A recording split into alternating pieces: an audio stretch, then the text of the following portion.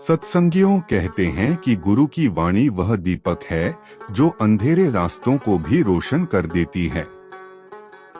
आज की साखी हमें यही सिखाएगी कि सच्ची श्रद्धा और नाम भक्ति से जीवन कैसे संवरता है। आइए प्रेम और ध्यान से सुनते हैं यह प्रेरणादायक साखी। बहुत समय पहले एक गांव में एक साधु रहते थे। वे संतमत और नाम भक्ति के बड़े प्रेमी थे।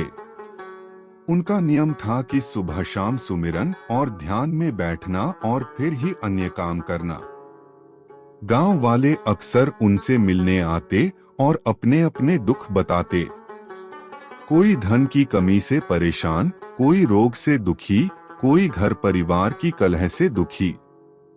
एक दिन एक किसान उनके पास आया और बोला, महाराज, मैं हर समय मेहनत करता हूँ, खेत जोतता हूँ, पसीना बहाता हूँ, लेकिन सुख शांति नहीं मिलती।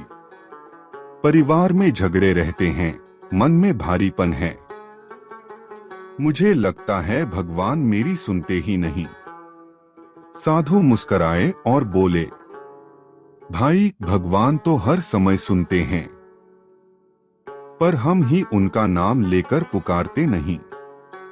जैसे खेत में बीज डाले बिना फसल नहीं होती, वैसे ही मन में नाम जपे बिना शांति नहीं मिलती।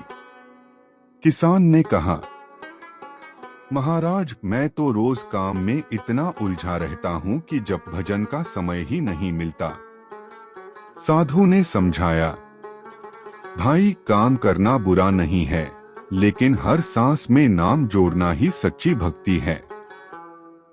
जैसे सांस लेना बंद नहीं होता, वैसे ही नाम का स्मरण भी बंद न हो। काम करते करते भी नाम स्मरण करो, यही सबसे बड़ा धन है। फिर साधु ने किसान को एक उदाहरण दिया। देखो, जैसे मिट्टी के दिए में तेल डालो तो दिया जलता है और अंधेरा मिटा देता है, वैसे ही मन रूपी दिए में नाम का तेल डालो तो जीवन का अंधकार मिट जाएगा।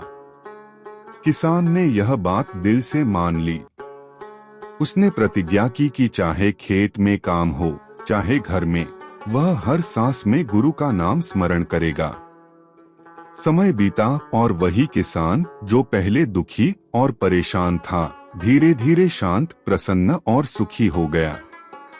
गांव वाले उसके चेहरे की आभा देखकर पूछते, भाई, अब तुम्हें यह सुख शांति कहाँ से मिली? वह मुस्कुराकर कहता, यह सब गुरु की कृपा और नाम भक्ति का फल है।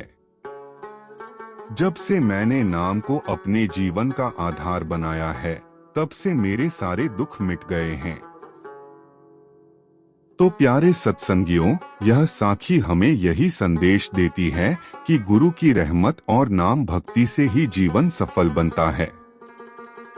अगर यह साखी आपके दिल को छू गई हो, तो कमेंट में जरूर बताइए कि यह साखी आपको कैसी लगी और किस शेर की याद दिलाती है। राधा स्वामी जी।